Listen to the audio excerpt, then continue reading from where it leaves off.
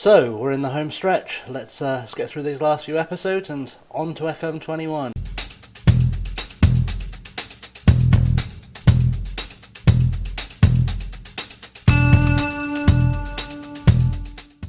What's up, guys? ChasingLamely here with episode number 120, I want to say 23? 22, there we go, I was counting, completely counting, obviously.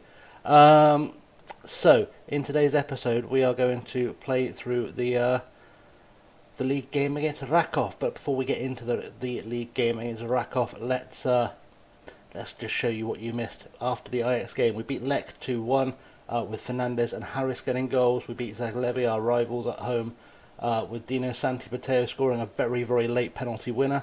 And that's pretty much you caught up. There's a bunch of friendlies we played because we needed money, because we always need money. But today we'll play Rakow. Just so you know the plan for the rest of the season now, we're going to play Rakow today, we're going to play Pogon tomorrow, and then we're going to see where we're at with the last episode or two episodes as we go into the championship group, see where we're at. That is the plan. There have been some transfers because, you know, I just can't help myself, even though I know I don't need to make any.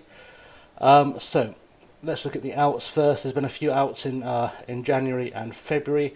So Kazaya Sterling finally left the club for Standard Liège for 1.7 million. Jan Bukowski left us for Sassuolo for 16,000, and Radoslav Kondraki has joined Sporting Lisbon for 5.75 million. And Wojciech Ziba, who is a new signing, has gone out on loan to Venezia. Talking of the new signings, we have signed a bunch of everyone. Geraldo is going to be the big one for us. The Brazilian striker we've picked up. He's going to develop very well, I think. But we've brought him in just to give us some extra cover on wings up top, and he can do a bit of everything. I think he'll score some goals, and most importantly, didn't really cost us a lot of money. So he worked out very well indeed. It cost us nothing, in fact. We then brought in Ondrej Sturza from Jablonek, a Czech international left winger. He's not registered yet, which is interesting, but we'll get him registered at some point. I just need to probably move somebody on. I'm not sure who it's going to be, but we'll see what happens with him.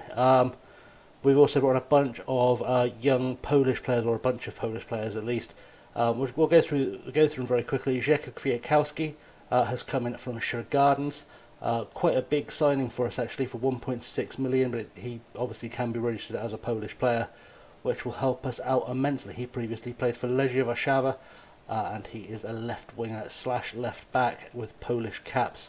All these guys are capped at some level by Poland. So Jakub Kamielewski is a 16-year-old under-19 international goalkeeper, probably one for the future, but it gives me an option at least on the bench. Or should I need to put the under-22 in? He can be there as goalkeeper. Wojciech Ziba is the guy who's just left for Venezia. He came in from Podbeskidzie, under-20 international for Poland. He cost us 825,000. So he's one to keep an eye out for as he develops. I say as he develops, we won't see him play. Pavel Kaminski has come in from Jagiellonia as well for 525,000. Under-20 international left winger. Looks like a decent prospect. This is kind of for the when we fast forward, we'll see how many of these become stars. Artur Jasicek is an under-19 international striker who can play also in various places in midfield. Gives us some nice flexibility should we need to use him. And then we will have Marcin Szymczyk, who's coming from Rakow. He is a central midfielder who's been playing for them this season. And again, under-20 international.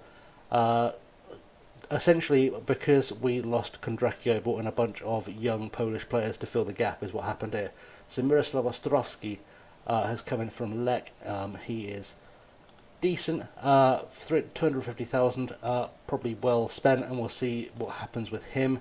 So we may see one or two of these before the end of the series. You never know how things will shake out. Daniel Kaminski has come in for, I think, 2.1 million? Yeah, 3.2 million from Pogon. Advanced playmaker. He is under 21 international. He does qualify as an under 22 player, I think.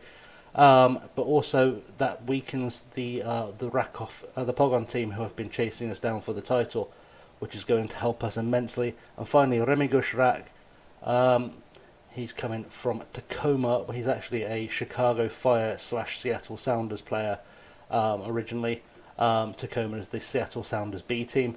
And yeah, he's come in as a defender, but maybe has some potential. He's under 19 international, and I thought, screw it, why not? We had some money to spend, so that's basically the transfer update. Let's get into the game, shall we? Let's play Rakow. Let's beat them. Let's carry on our run, and we'll get ourselves as close to the end of the season as we possibly can. The team lineup today is Wilson in goal with Francis, Pleshko, Stewart, and Brzezelski ahead of him. Di Bernardi, Ribeiro, Grayson, Fernandez, and Geraldo starts on his debut on the left wing behind Patia. Longstaff, Kokoska, Bateo, Angerin, Devine, Rosicki, Sindelar, Hilson, and Ferreira are the bench. So, we really need Brzezelski to survive the game, is what's going on. Geraldo can have himself a squad number, and he can have the number 39, made most famous by, of course, Charlie Austin, football legend. So let's get into this. Let's smash them, and then we can get to the last game of the regular season for tomorrow's episode. The reason, by the way, you're going to see I'm not going to change clothes at any point in the next few episodes until the end of the season is because I have to go back home tomorrow and I cannot take the computer with me, which is, worrying. Seth Vandenberg is starting at centre half for them. He is, of course, one of our former players. Who else have we got that's played for us? Michael Hughes played for us. We sold him this season, I think. For 175,000. He didn't really play for us, so he wasn't much of a loss. And Fraser Hornby, of course, a guy I brought in as cover not so long ago. He's been there for a couple of seasons now. He's not really scoring big goals for them. He's actually, I think he probably had a better goal scoring record for Wisla Plock than he's got for Rakow, which is interesting. And then I think there's Nicholas Pass as well. Another former centre half that we sold to them this summer. So,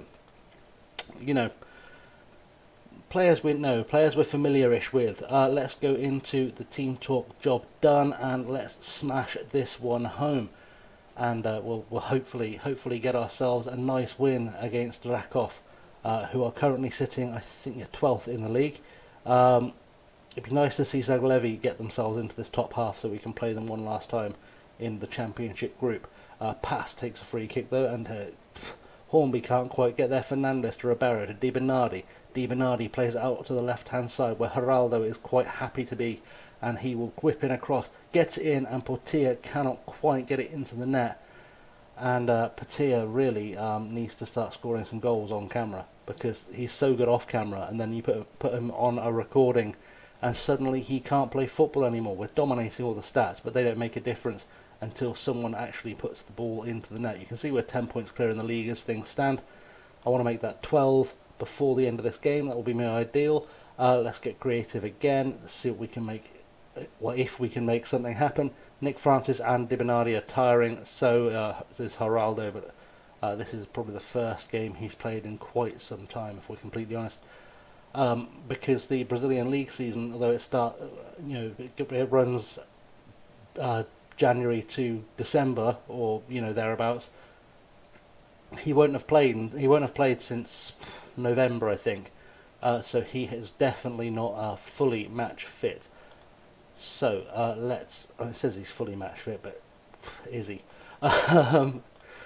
We don't know. Anyway, into the second half, and we need to see a better performance from the boys in this second half, because there are no goals coming, and no goals coming means that we are not winning the game, and that is not what we came to see. We came to see a win. Let's demand more from them, because frankly they should be doing better than they are. Wouldn't that work? There we go. This shouldn't be a big challenge for us. If we're completely honest, playing Rakow should not be the biggest challenge of our season.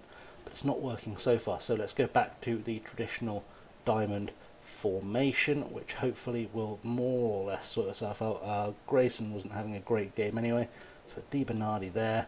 We'll swap Grayson out for Kokoska, and Di Bernardi's going to have to come off anyway.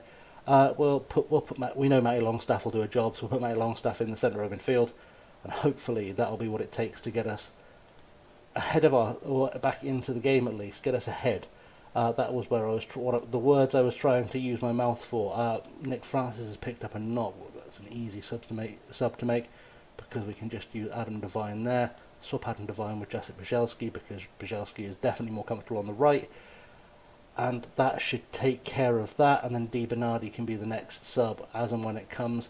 They've taken Fraser Hornby off and moved Michael Hughes up top. That's an interesting choice. let's put Kokoska on in that position there. And that should hopefully see us through to the end of the game. We need to definitely get creative. We need to find ourselves a goal as fast as we humanly possibly can. Let's go attacking as well, and just see if we can maybe get more than a 0-0 draw out of this episode, because we'd like to get as many goals as possible in before the end of the series, obviously. Although we're probably going to concede one now as Rowley with the throw to pass to Salou. Geraldo makes a tackle though, and Longstaff is through. Matty Longstaff in the box, off the post, and caught by Busk in the goal. And now we're in trouble. Paczykowski through with the corner. Let's get rid of that. Matty Longstaff hoofs it long, but it's only going as far as Tomaszewicz. We need to really do something here. Hervoy, Vandenberg. Let's come on, Sepp, do us a favour. Busk, ball forward. Anyone there to claim it? Nobody is there. As Paczykowski picks it up again. Brzezowski's got himself sent off. That is going to be a straight red for sure. You always know with that animation that's a two-footed straight red tackle, and it is. Brzezowski has let us down in the biggest possible way, and hopefully it will let us continue without that under-22 player on the field. Come on, put him in the middle. There we go. Let's hope for the best. Hope for the best. Went from we need to score a goal to we need to not concede a goal very, very quickly there. And that's going to take us to the end of the episode. A 0-0 draw with the only highlight is, of course, a red card, because why would that not be our luck? Right. So I'm going to play through to the end of this episode, at the end of the season, as fast as I can. Let's switch to the standard intro screen. Thank you very much. Right. Thanks for watching, guys. As always, I've been ChasingLamely. You can catch me on the Twitter, the Insta, and the Patreon below. Thank you for watching. Don't forget to like and subscribe, because liking and subscribing makes Angel smile. Until next time, thanks so much for watching. Have a good one.